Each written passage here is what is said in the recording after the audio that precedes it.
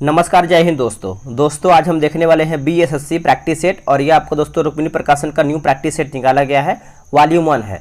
देखिए, किसी भी एग्जाम की अगर आपको तैयारी करना होता है तो उससे पहले आपको क्वेश्चन बैंक देखना होता है, प्रीवियस ईयर क्वेश्चन देखना होता है कि आखिर हमारा क्वेश्चन किस तरीके से पूछ रहा है, उसका तरीका क्या है। तो देखिए, इस वाले प्रैक्टिस सेट में और जितना भी आपको हम क्वेश्चन बैंक करवा रहे हैं प्रैक्टिस सेट के फॉर्म में, आप यहाँ पे देखेंगे 2011 से लेकर 2022 तक जितना भी आपका बीएसएससी का एग्जाम हुआ है सब आपको इसमें दिया गया है। इसमें आपका 12 प्रैक्टिस सेट है। तो 2 सेट हमने ऑलरेडी अपलोड कर दिया है। आज हम देखेंगे इसका सेट नंबर 3। उम्मीद करेंगे कि आप इस वीडियो को पूरा देखेंगे और इस वीडियो को देख करके अपने आप को समझेंगे कि आखिर हमारा क्वेश्चन किस तरीके से आ रहा है और क्वेश्चन बैंक देख के अपना तैयारी करेंगे। चलिए वीडियो को शुरू करते हैं। तो दोस्तों आप यहाँ पे देख सकते हैं 16 फरवरी 2015 को जो हमारा एग्जाम हुआ था बीएसएससी द्वितीय स्नातक स्तरीय प्रारंभिक परीक्षा का हल प्रश्न पत्र है। तो आप इसको देखिएगा पूरा, जो कि आपके एग्जाम के लिए बेहद जरूरी है। और देखिए, शुरुआत में दोस्तों इसमें क्या है कि आपका मैथ्स का प्रश्न पूछा गया है। तो आप सभी लोगों से मैंने बताया था कि अगर आपको मैथ्स रीजनिंग लगाना है या फिर जीके जीएस लगाना है तो टारगेट ग्रुप बनाया गया है टेलीग्राम पे। आप वहाँ पे ज्वाइन होकर अपना सेट जो है डिस्कशन के साथ लगा सकते हैं, ठीक है। तो वहाँ पे आप सब लोग ज्वाइन हो जाइए और डेली बेसिस पे जो है करीबन सुबह 10 बजे प्रैक्टिस सेट अपलोड होता है। चलिए आगे आपको हम बता देंगे। पहले हम सेट देख लेते हैं आखिर हमारा क्वेश्चन 64 नंबर क्या बोल रहा है। देखिए 64 बोला है कि हरे रंग का पदार्थ जो पौधों में प्रकाश संश्लेषण करता है वह निम्नलिखित में से कौन सा है। देखिए वो दोस्तों निम्नलिखित में से पूछ रहा है कौन सा है, बताइएगा 64 का सही आंसर क्या होगा। तो इसका सही आंसर हमारा हो जाएगा 64 नंबर का ऑप्शन नंबर ए हो जाएगा क्लोरोफिल। दोस्तों क्लोरोफिल जो है इसका सही उत्तर हो जाएगा। क्लोरोफिल के केंद्र में मैग्नीशियम पाया जाता है, आप इसको अच्छे से याद रखिएगा, भूलिएगा नहीं। साइलेंट वैली या फिर मुख घाटी किस राज्य में अवस्थित है। देखिए साइलेंट वैली या फिर मुख घाटी की बात करते हैं तो ये आपको केरल में देखने को मिलता है। ऑप्शन नंबर हमारा यहाँ पे डी हो जाएगा। वही अगर हम बात करते हैं फूलों की घाटी, ये आपको उत्तराखंड के चमोली जिले में स्थित है, ठीक है। और कोडरमा की बात करते हैं तो आपको झारखंड में स्थित देखने को मिलता है। एक हमारा इंपॉर्टेंट ये है कोंकण तट, ये आपको पश्चिमी घाट का उत्तरी भाग ये आपका होता है, ठीक है। तो आप इसको अच्छे से नोट कीजिएगा। अगला हमारा है गोवा किस नदी पर अवस्थित है। गोवा किस नदी पर अवस्थित है तो ये आपको देखने को मिलता है मांडवी नदी पर। ऑप्शन नंबर हमारा यहाँ पे बी हो जाएगा। देखिए पेन्नार नदी की बात करते हैं तो पेन्नार नदी दंतीदुर्ग पहाड़ी यानी कर्नाटक से निकल करके बंगाल की खाड़ी में गिरती है। और इसका अगर हम लंबाई की बात करते हैं तो 597 किलोमीटर है, ठीक है। तो आप इसको अच्छे से याद रखिएगा। वही अगर हम ताप्ती की बात कर लेते हैं तो ताप्ती नदी बैतूल जिले के मूल ताप्ती से निकलती है और खंभात की खाड़ी में गिरती है। अगला हमारा प्रश्न है बोला कि शुष्काक्षिक्षोभ का मनुष्यों में प्रकोप किस विटामिन की कमी से होता है। शिक्षोभ जो होता है बीमारी, ये कौन सी विटामिन की कमी से होता है तो ये आपको हो जाएगा विटामिन डी की कमी से होता है। Option number D. देखिए विटामिन डी का जो रासायनिक नाम होता है कैल्सीफेरॉल होता है, कैल्सीफेरॉल।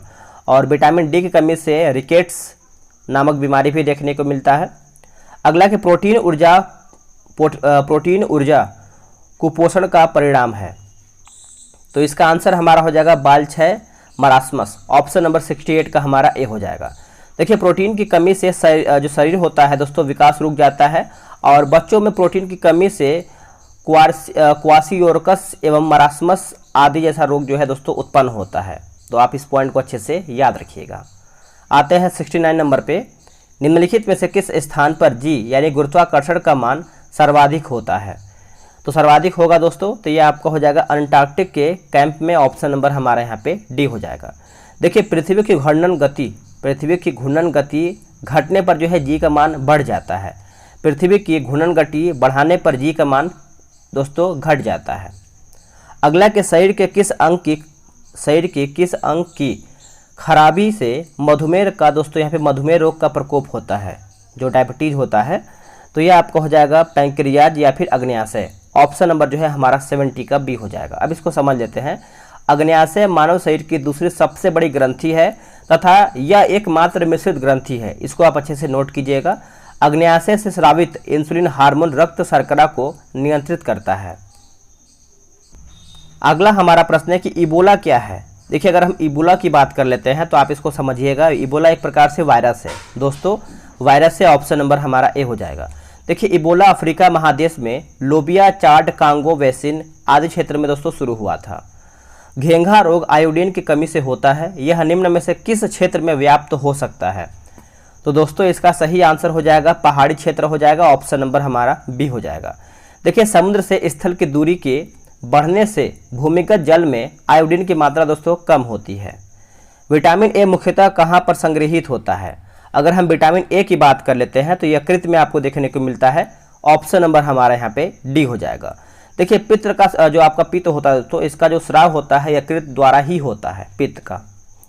अगला है कि मादा क्यूलेक्स मच्छर निम्नलिखित में से किस रोग की वाहक है? तो ये कौन से रोग की वाहक है दोस्तों? तो इसका सही आंसर हमारा हो जाएगा फाइलेरिया, ऑप्शन नंबर हमारा बी। देखिए फाइलेरिया रोग जो है दोस्तों, फाइलेरिया बैंक्रोफटाई नामक कृमि से होता है। नेक्स्ट प्रश्न है कि समदाब रेखाएं निम्नलिखित में से किसको प्रदर्शित करती हैं? ये किसको प्रदर्शित करती हैं? तो समान वायुमंडलीय दाब को यानी दबाव को ये प्रदर्शित करती हैं, ऑप्शन नंबर 75 का हमारा डी हो जाएगा। इनमें से कौन सी नदी जो है कच्छ के रन में समाहित होती है? तो कच्छ के रन में समाहित होती है तो ये आपका हो जाएगा लूनी, ऑप्शन नंबर बी। देखिए अब क्या है कि आप सभी को बता देते हैं कि बिहार एसएससी के लिए टेलीग्राम पे ग्रुप बनाया गया है, बिहार एसआई यानी दरोगा के लिए भी बनाया गया है। बहुत लोग दरोगा में ज्वाइन है और प्लस बिहार एसएससी में ज्वाइन हो रहे हैं। अगर आपको ज्वाइन होना है, डेली सेट लगाना है और पीटी निकालना है तो हमसे ज्वाइन हो जाइए। आप व्हाट्सएप पर मैसेज करना है आपको 87565465। आप इस पर जो है BSSC लिख करके मैसेज कर दीजिए, आपको जानकारी मिल जाएगा। देखिए सेट लगाएंगे तभी आपको मालूम चलेगा कि आखिर आपकी कमी कहाँ पर है और आपकी तैयारी अभी कितना बाकी है। ठीक है, तो आप वहाँ पे ज्वाइन होकर अपना सेट लगाइए। देखिए 77 आपका बोला कि थायराइड ग्रंथि का स्थान कहाँ पर है? थायराइड ग्रंथि आप सभी को पता ही होता है, गले में होता है, जो कि ऑप्शन नंबर हमारा बी हो जाएगा। थायराइड ग्रंथि एक जो है दोस्तों अंतःस्रावी ग्रंथि होता है। साधारण नमक का रासायनिक नाम निम्नलिखित में से क्या है? तो इसका नमक का नाम होता है सोडियम क्लोराइड। सोडियम क्लोराइड हो जाएगा दोस्तों, ऑप्शन नंबर सी सही हो जाएगा। अगला कि तारों का रंग जो है निर्भर करता है किस पर? तारों का रंग किस पे ये आपका निर्भर करता है? तो उनके तापमान पर निर्भर करता है, उनके तापमान पर निर्भर करता है, ऑप्शन नंबर ए। तारों का रंग पृष्ठ ताप पर यानी पृष्ठ ताप द्वारा दोस्तों एक तरीके से देखा है तो निर्धारित होता है। तारे जिनका पृष्ठ ताप अपेक्षाकृत निम्न होता है लाल रंग के ये होते हैं। अगला कि डॉक्टर नॉर्मन ई बोरलॉग किस देश के थे? तो किस देश से थे? तो इसका आंसर हमारा 80 का हो जाएगा, option number c America. America जो है इसका सही आंसर हो जाएगा। देखिए डॉक्टर बोरलॉग ने मैक्सिको में एक गेहूं की उन्नत किस्म विकसित किया था। ठीक है, और हरित क्रांति के जनक भी माने जाते हैं विश्व में डॉक्टर बोरलॉग। अगला हमारा है कि आयोडीन टेस्ट का प्रयोग किसकी उपस्थिति जांचने के लिए होता है? तो यह आपका होता है कार्बोहाइड्रेट, ऑप्शन नंबर हमारा 81 का डी सही आंसर हो जाएगा। भारतीय संविधान का कौन सा अनुच्छेद जो है छुआछूत उन्मूलन से संबंधित है? अगर हम छुआछूत की बात करते हैं तो आप सभी को पता ही होगा अनुच्छेद 17 जो है हमारा छुआछूत से संबंध रखता है, और वही अगर हम अनुच्छेद 14 की बात करते हैं तो विधि के समक्ष समता के अधिकार से संबंधित, अर्थात कानून का समक्ष समानता हो जाएगा। अनुच्छेद 15 देखिए धर्म, मूल, वंश, जाति, लिंग या फिर जन्म स्थान के आधार पर भेदभाव का निषेध है। वही अगर हम अनुच्छेद 18 की बात कर लेते हैं तो इसके अंतर्गत क्या है कि सभी प्रकार के वंशगत उपाधियों को समाप्त कर दिया गया है। चलिए नेक्स्ट हमारा क्वेश्चन है कि प्लास्टर ऑफ पेरिस यानी पीओपी का रासायनिक नाम क्या है? पीओपी का, तो इसका रासायनिक नाम याद रखेंगे calcium sulphate hemihydrate, option number हमारा 83 का सी हो जाएगा। निम्नलिखित गौ प्रजातियों में से कौन सी प्रजाति जो है देसी नहीं है?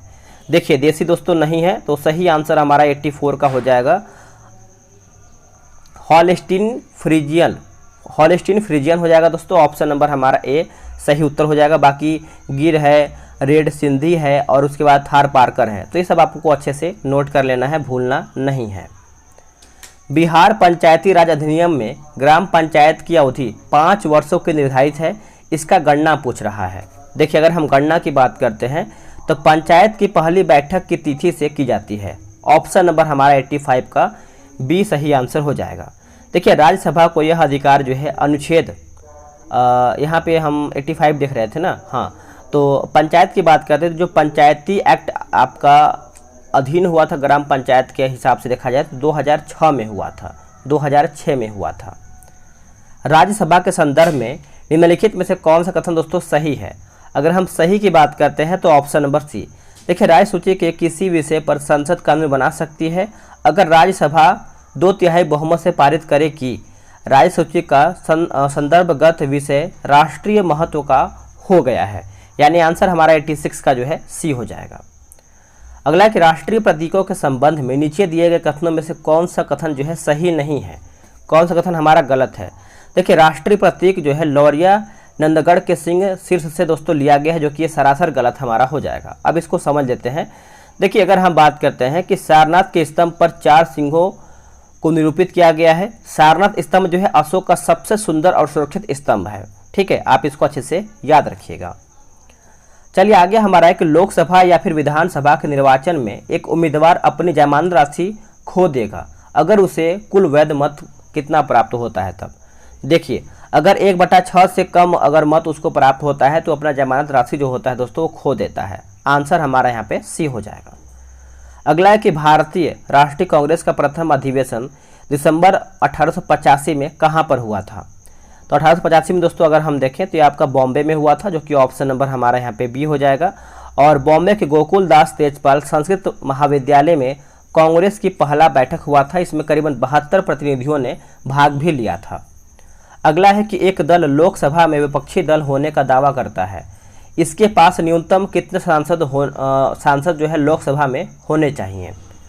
तो इसका आंसर हमारा देखिए 90 का हो जाएगा। ऑप्शन नंबर ए 55 यहाँ पे होने चाहिए दोस्तों। ऑप्शन नंबर हमारा यानी कम से कम 10% यहाँ पे होना चाहिए। ठीक है, चलिए आगे कि ग्राम पंचायत का कोई सदस्य हस्तलिखित आवेदन मुखिया को समर्पित कर त्यागपत्र दे सकता है। आवेदन समर्पित करने के कितने दिनों बाद जो है त्यागपत्र प्रभावी दोस्तों माना जाएगा? कितने दिनों के बाद?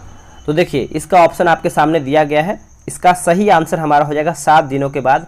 ऑप्शन नंबर दोस्तों हमारा ए सही उत्तर हो जाएगा। देखिए, सदस्य दोस्तों 5 वर्षों से पूर्व भी त्यागपत्र दे सकता है। ठीक है, अगला है कि भारत में स्वतंत्रता के बाद प्रथम आम चुनाव कब संपन्न कराए गए थे? तो ये कब कराए गए थे? तो वर्ष 1952 में कराया गया था। ऑप्शन नंबर हमारा सी सही हो जाएगा। मनरेगा योजना में प्रशिक्षित और अर्ध प्रशिक्षित मजदूरों की मजदूरी पर केंद्र और राज्य के व्यय का अनुपात क्या था या फिर क्या है? तो ये आपको हो जाएगा 75:25 हो जाएगा। Option number c. निम्नलिखित पंचवर्षीय योजना में से कौन सी योजना अनावृष्टि और 2 युद्धों के कारण जो है प्रभावित हुआ है? तो इसका सही आंसर हमारा हो जाएगा 94 नंबर का। ऑप्शन नंबर बी हो जाएगा, तीसरी पंचवर्षीय योजना। देखिए, तीसरी पंचवर्षीय योजना इसका सही उत्तर हो जाएगा। 1965 से 66 की बात करते हैं तो भारी अकाल और सूखा पड़ा था उस टाइम। और जो तीसरा पंचवर्षीय योजना है दोस्तों आपका 1961 से लेकर के 66 के बीच में आता है। चलिए नेक्स्ट हमारा है कि बिहार में किसान सभा की स्थापना किसके द्वारा दोस्तों किया गया था? तो ये किया गया था सहजानंद सरस्वती के द्वारा किया गया था। ऑप्शन नंबर हमारा बी हो जाएगा। देखिए, बिहार में किसान सभा की जो स्थापना है बिहटा में स्वामी सहजानंद 1928 में किया गया था। वर्ष 1928 में किया गया था। चलिए नेक्स्ट हमारा है कि 1860 में प्रकाशित नील दर्पण नील की खेती करने वालों की दुर्दशा चित्रित करता है। नील दर्पण के रचनाकार कौन थे? सभी को पता है, दीनबंधु मित्र हैं, जो कि ऑप्शन के हिसाब से हमारा यहाँ पे सी सही आंसर हो जाएगा। देखिए, नील दर्पण दोस्तों कब लिखा गया था ये आपके लिए इंपॉर्टेंट है। तो 1859 में दोस्तों लिखा गया था। ठीक है, ऑप्शन नंबर हमारा आंसर सी होगा। नीचे दिए गए कमेटियों में किसका संबंध पंचायती राज से है? देखिए, पंचायती राज से हमारा हो जाएगा बलवंत राय मेहता कमेटी हो जाएगा। ऑप्शन नंबर हमारा ए हो जाएगा।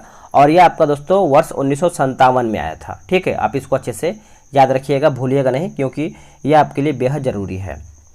सामुदायिक विकास कार्यक्रम का सार क्या था? तो इसका सही आंसर हमारा हो जाएगा लोक भागीदारी हो जाएगा दोस्तों। ऑप्शन नंबर हमारा यहाँ पे सी सही उत्तर हो जाएगा। देखिए, यह कार्यक्रम अमेरिका के सहयोग से प्रारंभ किया गया था। सामुदायिक विकास कार्यक्रम में प्रखंड को विकास कार्यक्रम का केंद्र भी बनाया गया था। द्रोणाचार्य पुरस्कार किस क्षेत्र में दोस्तों दिया जाता है? अगर हम द्रोणाचार्य की बात करते हैं तो क्रीड़ा प्रशिक्षण के रूप में दिया जाता है, जो कि ऑप्शन के अकॉर्डिंग हमारा यहाँ पे सी सही आंसर हो जाएगा। राष्ट्रीय खेल दिवस 29 अगस्त को मनाया जाता है। यह निम्नलिखित में किनसे संबंध रखता है? सभी को याद होना चाहिए, जो कि आपको याद भी होगा, मेजर ध्यानचंद दोस्तों। ऑप्शन नंबर हमारा यहाँ पे क्या हो जाएगा 100 का ए सही आंसर हो जाएगा। देखिए ध्यानचंद्र को दोस्तों क्या कि हॉकी का जादूगर भी कहा जाता है, तो आप इसको भी अच्छे से याद रखिएगा। नेक्स्ट हमारा है कि मैग्सेसे पुरस्कार रेमन मैग्सेसे के नाम पर दिया जाता है, वे किस देश के राष्ट्रपति थे। देखिए वो कौन से देश के राष्ट्रपति थे, तो याद रखिएगा फिलीपींस। ऑप्शन नंबर हमारा जो है 101 का जो है सी सही आंसर हो जाएगा। देखिए फिलीपींस दक्षिण पूर्व एशिया में स्थित एक देश है जिसकी राजधानी आपका मनीला है। क्या है? मनीला। फीफा वर्ल्ड कप 2022 का आयोजन किया जाएगा कहाँ पर? अगर हम 2022 की बात कर लेते हैं तो इसका आंसर हमारा हो जाएगा कतर। ऑप्शन नंबर हमारा यहाँ पे सी हो जाएगा। फीफा वर्ल्ड कप 2018 का खिताब फ्रांस ने जीता था, ये भी आपको अच्छे से याद रखना है। अगला कि सहारा रेगिस्तान किस महाद्वीप में अवस्थित है? अगर हम सहारा की बात करते हैं तो ये आपको अफ्रीका में देखने को मिलता है। ऑप्शन नंबर सी, ठीक है। सहारा मरुस्थल जो है विश्व का सबसे बड़ा मरुस्थल है। भारत के मरुस्थल का नाम दोस्तों थार है। चलिए आगे हम देख लेते हैं। आगे हमारा क्वेश्चन है क्वेश्चन नंबर 104। डुरंड कप जो है किस खेल से संबंध रखता है? डुरंड कप, अगर हम डुरंड कप की बात कर लेते हैं तो ये आपका हो जाएगा फुटबॉल से संबंध रखता है। ऑप्शन नंबर बी, ठीक है। आप इसको अच्छे से याद रखिएगा, भूलिएगा नहीं। नेक्स्ट हमारा प्रश्न है कि निम्न में से किसे वर्ष 2014 का शांति का नोबेल पुरस्कार प्रदान किया गया? शांति का नोबेल पुरस्कार 2014 पूछ रहा है, तो इसका आंसर आप लोगों ने किया होगा कैलाश सत्यार्थी, जो कि ऑप्शन नंबर हमारा दोस्तों ए हो जाएगा। इनको अगर हम देखें तो अर्थशास्त्र में दोस्तों जो है दिया गया था, ठीक है। बिहू किस राज्य का लोक नृत्य है? बिहू, तो बिहू आप सभी को पता ही होगा असम का लोक नृत्य है दोस्तों। ऑप्शन नंबर हमारा यहाँ पे ए हो जाएगा। बिहू वर्ष में 3 बार आयोजित दोस्तों किया जाता है, 3 बार। बिहू असम के कचारी व फिर कछारी जनजातियों द्वारा दोस्तों आयोजित जो दोस्तों किया जाता है, ठीक है। कचारी और कछारी। चलिए नेक्स्ट हमारा क्वेश्चन है क्वेश्चन नंबर 107। पेरू की राजधानी है? अगर हम पेरू की राजधानी की बात करते हैं तो ये आपको हो जाएगा लीमा। Option number c. देखिए लीमा में कोपा 20 का आयोजन हुआ है। कोपा 19 का आयोजन जो है आपका वारसा में हुआ है। अगला कि चेरनोबिल परमाणु संयंत्र जो अब बंद है कहाँ पर है? तो ये आपको देखने को मिलता है यूक्रेन में। ऑप्शन नंबर हमारा 108 का बी सही आंसर हो जाएगा। देखिए 1986 ईस्वी में चेरनोबिल परमाणु संयंत्र दुर्घटना से बहुत ज़्यादा दोस्तों यहाँ पे भारी हानि उठाना पड़ा था। चेरनोबिल परमाणु संयंत्र का जो है दोस्तों छत जो है पिघल गया था। अगला कि जापान की मुद्रा क्या है? देखिए जापान की मुद्रा की बात करते हैं तो ये आपका येन हो जाएगा। ऑप्शन नंबर दोस्तों हमारा यहाँ पे डी हो जाएगा। और वही अगर हम बात कर लेते हैं जैसे मोरक्को की मुद्रा क्या हो जाएगा, तो दिरहम हो जाएगा। उसके बाद अमीरात की मुद्रा की बात करते हैं तो ये आपका क्या हो जाएगा, दिरहम इसका भी है। ग्रीनलैंड का आपका हो जाएगा क्या, क्रोन हो जाएगा, क्रोन जो भी लिखा गया है। अगला है कि निम्नलिखित में से किस चक्रवात ने भारत के पूर्वी तट को प्रभावित नहीं किया है? प्रभावित दोस्तों नहीं किया है, तो इसका सही आंसर हमारा हो जाएगा ऑप्शन नंबर ए, नीलोफर जो है इसका सही उत्तर हो जाएगा। ट्रेन टू पाकिस्तान पुस्तक निम्नलिखित में से किसने लिखा है? ट्रेन टू पाकिस्तान, तो ये लिखा है खुशवंत सिंह के द्वारा लिखा गया है। ऑप्शन नंबर हमारा यहाँ पे सी हो जाएगा। खुशवंत सिंह ने बरियट एट सी भी लिखी है, बरियट एट सी भी दोस्तों लिखी है। विंग्स ऑफ फायर पुस्तक के लेखक कौन है? तो आप इससे समझ सकते हैं कि हमारे एग्जाम में पुस्तक का भी यहाँ पे जिक्र हुआ है, तो पुस्तक से भी आपका क्वेश्चन आ सकता है। आंसर देखिए हमारा हो जाएगा अब्दुल कलाम। ऑप्शन नंबर हमारा यहाँ पे बी सही आंसर हो जाएगा।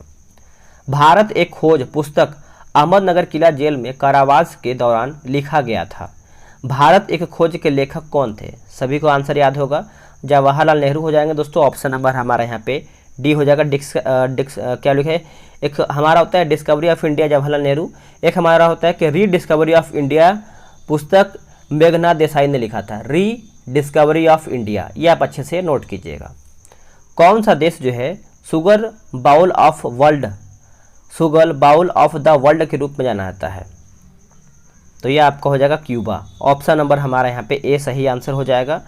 देखिए भारत में चीनी की सबसे बड़ी जो आपका अधिक मील देखने को मिलता है वो आपको महाराष्ट्र में देखने को मिलता है।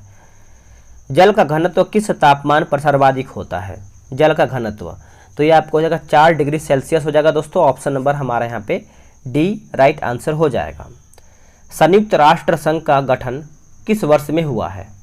तो ये कौन से वर्ष में हुआ है बताइएगा। तो ये आपको देखने को मिलता है वर्ष 1945 में। ऑप्शन नंबर हमारा यहाँ पे ए हो जाएगा। देखिए दूसरा जो आपका विश्व युद्ध के बाद 24 अक्टूबर 1945 को यूएनओ की स्थापना हुआ था, यानी संयुक्त राष्ट्र संघ का। भारत की आज़ादी के समय भारत के वायसराय कौन थे? तो अगर हम उस टाइम की बात करते हैं तो लॉर्ड माउंटबेटन थे दोस्तों। ऑप्शन नंबर हमारा यहाँ पे सी हो जाएगा। देखिए स्वतंत्रता के बाद भारत का प्रथम गवर्नर जनरल आपका कौन था? तो लॉर्ड माउंटबेटन था, लॉर्ड माउंटबेटन। वही अगर हम बात करते हैं कि भारत का प्रथम गवर्नर जनरल कौन था? तो लॉर्ड विलियम बेंटिंक था। अगला कि कौन सा आईसीएस अधिकारी भारतीय राष्ट्रीय कांग्रेस के 1885 में गठन में दोस्तों यहाँ पे शामिल रहा था? तो कांग्रेस से देखिए हमारा 2 प्रश्न आ गया है, तो आप समझ सकते हैं कि हमारा कांग्रेस कितना इंपॉर्टेंट है, अधिवेशन वगैरह। तो ये आपको हो जाएगा ए.ओ. Hume, A.O.. ह्यूम हो जाएगा दोस्तों। ऑप्शन नंबर हमारा यहाँ पे क्या हो जाएगा? डी। देखिए ए.ओ. ह्यूम को दोस्तों हर्मिट ऑफ शिमला भी कहा जाता है, ये भी आपको पॉइंट अच्छे से याद रखना है, भूलना नहीं है। नेक्स्ट हमारा है कि म्यांमार की राजधानी है, अगर हम इसकी राजधानी की बात करते हैं तो ने पाइताब हो जाएगा दोस्तों। ऑप्शन नंबर हमारा 19 का सी सही आंसर हो जाएगा, ठीक है। अगला है कि तमस उपन्यास के लेखक कौन है?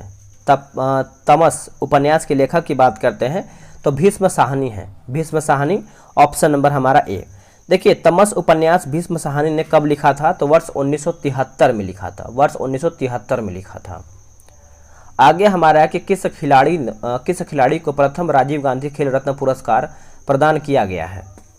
तो ये प्रदान किया गया है विश्वनाथ आनंद को। ऑप्शन नंबर हमारा यहाँ पे 21 का जो है डी हो जाएगा। देखिए राजीव गांधी खेल रत्न अवार्ड जो है सर्वप्रथम 1991-92 में विश्वनाथ आनंद को दिया गया है। अगला कि भारतीय आज़ादी के समय इंग्लैंड के प्रधानमंत्री कौन था? अगर हम उस टाइम के प्रधानमंत्री की बात कर लेते हैं तो ये आपका हो जाएगा क्लीमेंट इटली हो जाएगा दोस्तों। ऑप्शन नंबर हमारा 22 का सी हो जाएगा। क्लीमेंट इटली दोस्तों लेबर पार्टी का था, लेबर पार्टी का था, यानी ऑप्शन नंबर आप यहाँ पे क्या बोलेंगे? Clement Italy. चलिए आगे देखेंगे कि भारतीय रिजर्व बैंक के वर्तमान गवर्नर कौन है?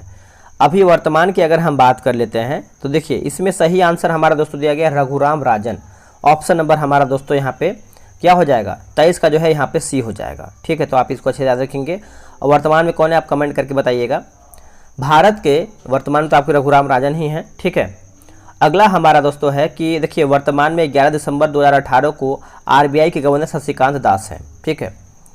अगला हमारा है कि भारत के राष्ट्रीय महिला आयोग के वर्तमान अध्यक्ष कौन है? वर्तमान अध्यक्ष, तो इसका आंसर हमारा हो जाएगा ललिता कुमार मंगलम हो जाएगा दोस्तों। 24 का सही आंसर हमारा ए सही उत्तर हो जाएगा। आगे हमारा प्रश्न है कि भारत और चीन के बीच पंचशील समझौता कब हस्ताक्षरित हुआ है? पंचशील समझौता, तो ये आपका वर्ष 1954 में हुआ है। ऑप्शन नंबर सी। भारत में हरित क्रांति के जनक कौन थे? देखिए भारत में हरित क्रांति के जनक की बात कर लेते हैं तो इसका सही उत्तर हमारा हो जाएगा M S Swaminathan, M S Swaminathan हो जाएंगे दोस्तों। ऑप्शन नंबर हमारा यहाँ पे सी सही उत्तर हो जाएगा। और मैंने अभी विश्व का भी बताया था, आप कमेंट कीजिएगा, देखिए आपको याद है कि नहीं। मैंने विश्व का भी बताया था कि हरित क्रांति के जनक कौन है। अगला है कि आंग सान सू की जो NLD की नेत्री है किस देश से संबंध रखती हैं? तो ये आपका हो जाएगा म्यांमार से। ऑप्शन नंबर दोस्तों हमारा यहाँ पे डी हो जाएगा। देखिए इन्हें 1991 में शांति का नोबेल पुरस्कार भी दिया गया था। महात्मा गांधी और बाबा साहेब आम्बेडकर के बीच पुना संधि जो है कब किया गया था? पुना संधि, तो यह हुआ था वर्ष 1932 में हुआ था, वर्ष 1932 में। ऑप्शन नंबर हमारा यहाँ पे बी हो जाएगा। अगला है कि गिर का वन शेरों के लिए प्रसिद्ध है, यह किस राज्य में अवस्थित है? देखिए ये कौन से राज्य में अवस्थित है, तो आप इसको अच्छे से याद रखिएगा, भूलिएगा नहीं। यह आपको गिर यानी गुजरात में देखने को मिलता है। Option number c. देखिए भारत में विश्व का सबसे बड़ा अधिक बाघ आपको देखने को मिलता है 2967, और 29 जुलाई को अंतर्राष्ट्रीय बाघ दिवस के रूप में भी हम मनाते हैं। प्रसिद्ध पेंटर राजा कवि वर्मा, माफ कीजिएगा दोस्तों फिर से पढ़ लेते हैं। बोला कि प्रसिद्ध पेंटर राजा रवि वर्मा किस रियासत से जुड़े हुए थे? रवि वर्मा, तो देखिए इसका आंसर आप अच्छे से याद रखिएगा, त्रावणकोर हो जाएगा दोस्तों। ऑप्शन नंबर हमारा यहाँ पे बी सही हो जाएगा। बिहार में बहने वाली नदियों में किसका उद्गम जो है अमरकंटक में है? अमरकंटक की बात कर लेते हैं तो सही आंसर हमारा हो जाएगा सोन। ऑप्शन नंबर हमारा यहाँ पे बी सही उत्तर हो जाएगा। आगे हमारा देखिए दोस्तों कुछ यहाँ पे मैथ्स का क्वेश्चन है तो इसको हम स्किप करके आगे बढ़ लेते हैं। देखिए निम्नलिखित में से किसने नालंदा विश्वविद्यालय में अध्ययन किया है? अगर हम नालंदा विश्वविद्यालय की बात कर लेते हैं तो वेनसांग हो जाएगा दोस्तों। ऑप्शन नंबर हमारे यहाँ पे बी सही उत्तर हो जाएगा। उन्होंने नालंदा विश्वविद्यालय में शिक्षक की भूमिका का भी निर्वहन किया है। और ह्वेनसांग की बात करते हैं कि भारत में कब तक रहा था, तो 629 से लेकर के 644, ठीक है, याद रखिएगा। अगला कि पूर्ण स्वराज्य का संकल्प कांग्रेस के द्वारा कब जो है दोस्तों पारित किया गया था, तो ये आपका पारित हुआ था 1929 का लाहौर अधिवेशन, ऑप्शन नंबर हमारा बी हो जाएगा।